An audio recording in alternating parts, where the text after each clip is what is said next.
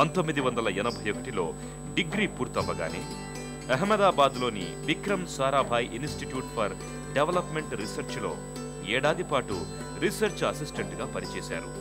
అనంతరం అనిల్ అగర్వాల్ నెలకొల్పిన centre for science and ఎన్విరాన్మెంట్లో ప్రవేశించారు. అది మొదలు 25 ఏళ్లుగా సంస్థ చరిత్రే సునీతా నారాయణ్ చరిత్రగా మారిపోయింది. సంస్థ బాగోగులే ఆమె బాగోగులయ్యాయి. సిఎస్ఈ పురోగమన పథంలో పర్యావరణ ఉద్యమ రథానికి సునీత సారథ్యం వహించారు. పర్యావరణాన్ని జనజీవన కోణంలోంచి ఆలోచించి సరికొత్త సామాజిక భావజాలాన్ని ఆవిష్కరించారు. 25 ఏళ్ల ప్రస్థానంలో ఎన్నో ఎత్తుపల్లాలు, ఎన్నో ప్రశంసలు, సత్కారాలు, చీత్కారాలు, బెదిరింపులు, అర్థింపులు అవేవీ ఆమె సంకల్పాన్ని దెబ్బతీయలేదు. 1982 సెంటర్ ఫర్ సైన్స్ అండ్ ఎన్విరాన్మెంట్లో ఏడాది పనికాలం పూర్తి కాగానే సునీతా నారాయణ్ భారతదేశంలోని పర్యావరణ పరిస్థితులకు సంబంధించిన తొలి నివేదికను రూపొందించారు. స్టాక్హోమ్ సమావేశంలో పాశ్చాత్య దేశాలు ప్రతిపాదించిన పర్యావరణ చైతన్యానికి భిన్నంగా మన దేశీయ పరిస్థితుల్ని, దేశ ప్రజల జీవన అవసరాల్ని పూర్తిగా ప్రతిబింబించే సరికొత్త అధ్యయన ఫలితాన్ని ప్రపంచం ముందుంచారు. చెట్లు అందాన్నిస్తాయి, ఆహ్లాదాన్ని కలిగిస్తాయి, ప్రశాంతతను, ప్రాణవాయువుని ప్రసాదిస్తాయి. ఇలాంటి పాశ్చాత్య పర్యావరణ కోణాన్ని పక్కనబెట్టి చెట్టే జీవితం, చెట్టే జనావాసం, ఈ దేశంలోని అధిక సంఖ్యాకుల అస్తిత్వానికి చెట్టు మూలాధారం అనే వినూత్న దృక్పథానికి సునీత బీజాలు వేశారు. వైవిధ్యభరితమైన ఆలోచనా ధోరణికి అంటుకట్టారు. పర్యావరణ పరిరక్షణ ప్రత్యేక అధ్యయనం కాదని, ప్రజాస్వామ్యం, అధికార వికేంద్రీకరణ, సమానత్వం, స్వేచ్ఛామయ వాతావరణం లాంటివన్నీ అందులో భాగాలన్న కొత్త వాదాన్ని సునీత ప్రచారంలోకి తీసుకువచ్చారు. అడవుల్ని కాపాడటం, గాలిని, నీటిని, ఆహారాన్ని కాలుష్యం నుంచి రక్షించడం లాంటివన్నీ సామాజిక అంశాలేనన్న భావజాలానికి తెరచాపలెత్తారు.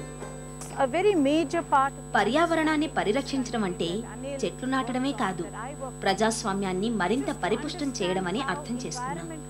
ఈ మేరకు ప్రజలకు అవగాహన కల్పించేందుకు ప్రయత్నించాం. అనిల్ అగర్వాల్ తో కలిసి ఆమె రూపొందించిన నివేదికలు స్టేట్ ఆఫ్ ఇండియాస్ ఎన్విరాన్మెంట్ పేరిట వరుసగా వెలుగులోకొచ్చాయి. వాటిలో ఆమె చర్చించిన అంశాలు, లేవనెత్తిన ప్రశ్నలు దేశంలోని మేధావి వర్గాల్ని, పాలకుల్ని ఆలోచింపచేశాయి. భారతదేశం లాంటి అభివృద్ధి చెందుతున్న దేశాల్లో ఫ్యాక్టరీల పొగ అభివృద్ధికి సంకేతమన్న పారిశ్రామికవాదులతో ఆమె విభేదించారు. పర్యావరణాన్ని బలి తీసుకునే పారిశ్రామిక అభివృద్ధిని ఆమె దుయ్యపట్టారు. అభివృద్ధి, పర్యావరణం ఒకే నాణ్యానికి 2 ముఖాలని, పర్యావరణాన్ని కూల్చడం పేదరికానికి ద్వారాలు తెరవడమేనని సునీత ప్రతి నివేదికలోనూ వాస్తవాలతో, గణాంకాలతో నిరూపించారు. పర్యావరణం కృత్రిమమైనది కాదు, ఇది ప్రజల మనుగడకు అవసరమైన భౌతిక వనరు. పర్యావరణం, అభివృద్ధి బొమ్మ బొరుసు వంటివి. మరో మాటలో చెప్పాలంటే పర్యావరణాన్ని నాశనం చేయడం అంటే పేదరికాన్ని కొని తెచ్చుకోవడమే. సునీత తమ అధ్యయన పరిశోధనల్ని శాస్త్రీయంగా ప్రజల ముందు ఉంచేందుకు centre for science and environment కోసం సొంత ప్రయోగశాలను నెలకొల్పారు. గాలి, నీరు, ధ్వని, ఆహార పానీయాలకు సంబంధించిన కాలుష్య స్థాయిని సహేతుకంగా నిరూపించేందుకు ఈ ప్రయోగశాల ఎంతో కృషి సాగిస్తోంది. దేశ రాజధాని ఢిల్లీలో వాహన కాలుష్యం మితిమీరిన విషయాన్ని సునీత తమ ప్రయోగశాల అందించిన నివేదికల ద్వారానే ప్రభుత్వం దృష్టికి తీసుకువెళ్లారు. ప్రజల్ని చైతన్యపరిచారు. ప్రభుత్వం పట్టించుకోకపోవడంతో ఆమె ఢిల్లీ హైకోర్టును ఆశ్రయించి విప్లవాత్మకమైన తీర్పును వెలువడేందుకు దోహదం చేశారు.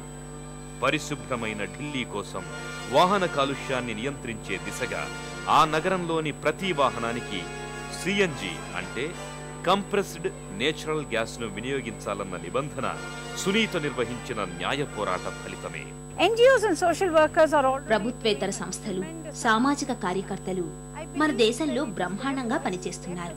వారి మనోభావాలే ఈ దేశ విధానాలకు ఒక రూపాన్ని ఇస్తున్నాయి. దీంతో దేశవ్యాపితంగా ఆమెకు ప్రశంసలు వెల్లువెత్తాయి. వివిధ ప్రాంతాల నుంచి కాలుష్య సమస్యల అధ్యయనం కోసం సునీతకు ఆహ్వానాలందాయి. ఇందులో భాగంగా సునీత కేరళలో ఓ గ్రామానికి వెళ్లారు. అక్కడి ప్రజలు వ్యాధుల బారిన పడుతున్న సంగతిని గుర్తించి తమ ప్రయోగశాల నిపుణుల బృందంతో కలిసి మూల కారణాలని అన్వేషించారు. రక్త పరీక్షలు నిర్వహించగా ఆ ఊరి ప్రజలందరిలో ఎండోసల్ఫాన్ హానికరమైన మోతాదుల్లో ఉందని రుజువయింది. క్రిమి సంహారకాల పేరుతో వెలువడుతున్న ఉత్పత్తులు ప్రజారోగ్యాన్ని ఎంతలా దెబ్బతీస్తున్నది వైద్యలోకం విస్తుబోయే ఆధారాలతో సునీత నిరూపించారు. పల్లెటూరి ప్రజల తాగునీటి వనరులు కలుషితమవుతున్న తీరుతెన్నుల గురించి ఎన్నో వాస్తవాల్ని ఆమె వెలుగులోకి తీసుకువచ్చారు.